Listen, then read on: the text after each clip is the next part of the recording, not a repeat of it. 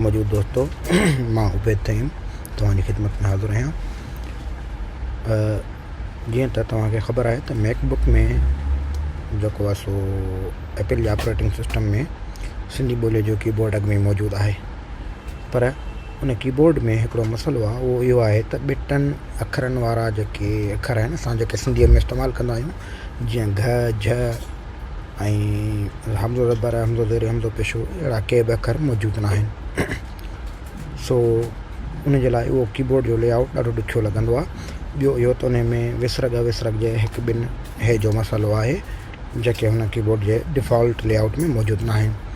सो उन करे उन जो हल मूं ॻोल्हियो आहे। मूं हिकिड़ो कीबोर्ड ठाहियो आहे ऐं उहो तव्हांखे हिते स्क्रीन ते नज़र ईंदो हूंदो, त उहो तव्हां सभ खां पहिरियों डाउनलोड कंदव।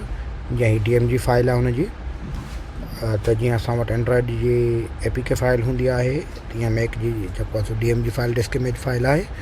उहा डिस्क इमेज फाइल तव्हां डाउनलोड कंदो।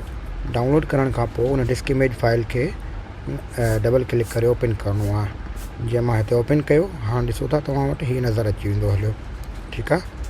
त इहो जेको कीबोर्ड जो लेआउट आहे हिनखे खणी ड्रैग करे इंस्टॉलर ते क्लिक करिणो आहे, उन्हनि में विझणो आहे, ठीकु आहे। डबल क्लिक करे मूं इंस्टॉलर खोलियो।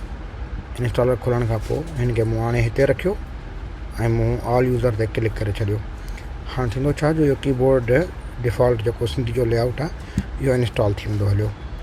अच्छा, इहो इन खे इस्तेमालु करण जो तरीक़ो इहो आहे, सभ खां पहिरियां असां लैंग्वेजिस में वेंदासीं ऐं कीबोर्ड सेटिंग में वेंदासीं। पोइ हिते जांचींदासीं त इहो कीबोर्ड जो लेआउट आयो आहे या न, ठीकु आहे। डिफ़ॉल्ट तौर ते इहो कीबोर्ड जो लेआउट सिंधी में अचणु खपे, पर सिंधी जो असल में कीबोर्ड मौजूदु आहे, इन करे इहो इन में न ईंदो, उन करे इहो ईंदो अदर्स में, ठीकु आहे। हिन भेरे इन करे नज़र नथो अचे छो जो सिस्टम खे हिकु दफ़ो लॉग आउट करिणो पवंदो। इहो जीअं ई मूं इंस्टॉल कयो, उन खां पोइ मूं सिस्टम लॉग आउट कयो ऐं लॉग आउट करण खां पोइ जॾहिं तव्हां ॿीहर लैंग्वेजिस जो इनपुट जो ऑप्शन खोलींदव कीबोर्ड्स जो, इहो हूअं त इन सेटिंग में हूंदो आहे। तव्हां जेको सिस्टम सेटिंग में वेंदव उते कीबोर्ड में वेंदव, कीबोर्ड में हिते इनपुट सोर्सिस जो ऑप्शन आहे, उन ते एडिट कंदव, ठीकु आहे। हाणे हिते नंढिड़ो जेको वाधू जो आइकन आहे हिन ते क्लिक कंदव। क्लिक करे पोइ हिते आख़िर में अदर्स ते ईंदो। अदर्स ते अचण खां पोइ कीबोर्ड जो लेआउट नज़र अचे थो।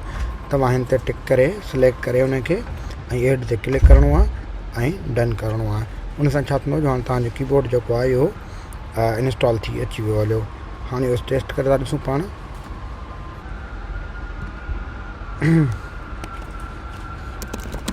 असां जीअं बि जीए, ठीकु आहे, असां जीअं बि जीए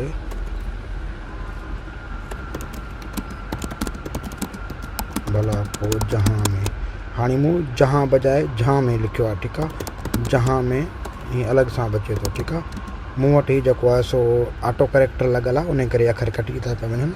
असां जीअं जीअं भला को जहां में, ठीकु। हाणे असांखे घर लिखिणो आहे, शिफ्ट G दॿाए R दॿायमि त घर लिखी आयो, पर जेकॾहिं गहरो लिखिणो आहे गे हे आर, वाह गहरो अची वियो हलियो, ठीकु आहे।